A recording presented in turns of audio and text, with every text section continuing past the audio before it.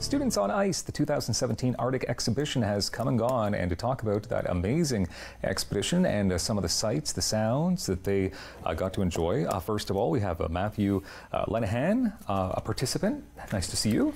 Hi, yeah. We also have Baoer Yang is with us as well. And how are you, Baoer? Good, you? Good, I'm great. Okay, where would you guys like to start on this? Because you are just coming back. So Matthew, are you jet lagged? How are you feeling at this point? I'm feeling fine, and really, I'm just thinking a bit about how I can get the message out there. Students on Ice was a really powerful, inspiring experience, and I learned so much about so many different things. So where exactly did you go then?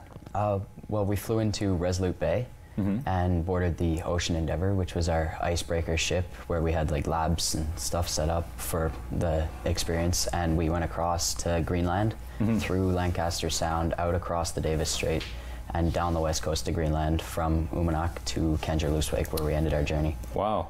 Baoer, so you were gone from the 8th to the 23rd of August? Yes. So how did you become a participant in this?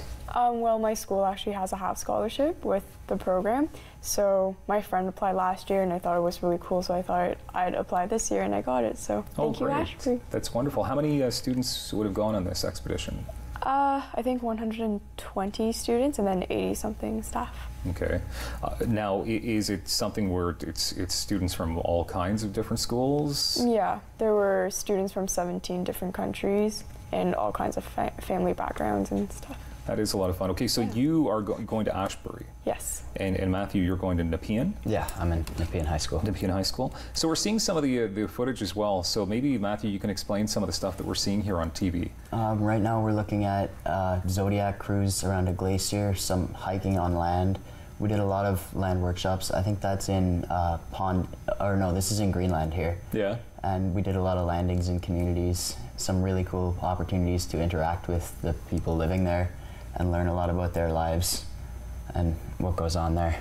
It definitely looks like a lot of fun. Now, obviously, that you learned so much. Like you'd never gone on any type of trip like this before in your life, Matthew. No, yeah. Well, really, so my biggest takeaway from this was I learned so much about culture in the north and about the environment and climate change and how the two are so intertwined, and how like people living in the north are being affected by a changing climate. Hunters are no longer able to predict the thickness of sea ice, and it's causing problems for traveling on that, and animal diversity is going down, so that's also a problem for hunters, and it's just changing the way they live because now they have to eat food that's shipped in some of the time. And I can tell you from experience, like when we were in Pond Inlet, I noticed apples are $7.29 per kilogram, which would be insane to buy that because they have to airship it in. Oh, interesting. Okay. What was it like, the food that you experienced over the course of this expedition?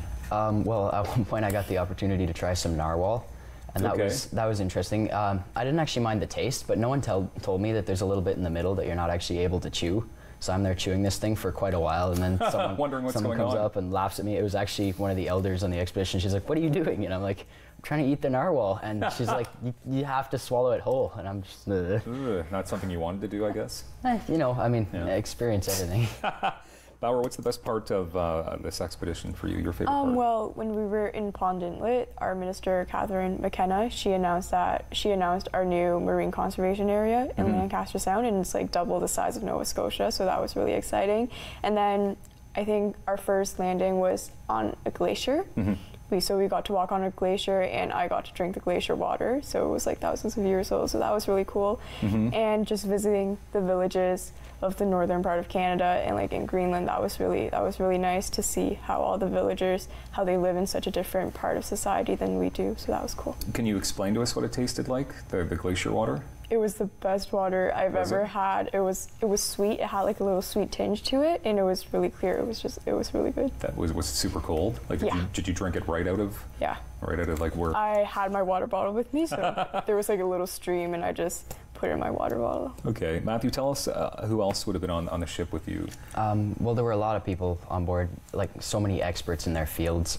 A lot of people, environmental activists. We had actually, who I interacted with a fair bit, Greg, the producer of Climate One podcast, and he was giving me advice and tips on a podcast I was working on, collecting audio recordings up there. And I just, it was really great to hear. It must, from his perspective, it must have been kind of like Einstein teaching first grade math, giving me advice about the podcast. But like, it was a really great opportunity. And there was another guy there who's involved with the organization Blue Dot, and he told me about that. He's actually inspired me to get involved.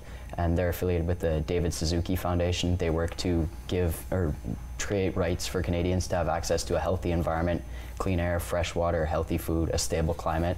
And yeah, you can read more about that at bluedot.ca. Okay, so Baoer, if people want to sign up students for next year, perhaps, because this is going to be an ongoing expedition, what's the best way people can learn more about this?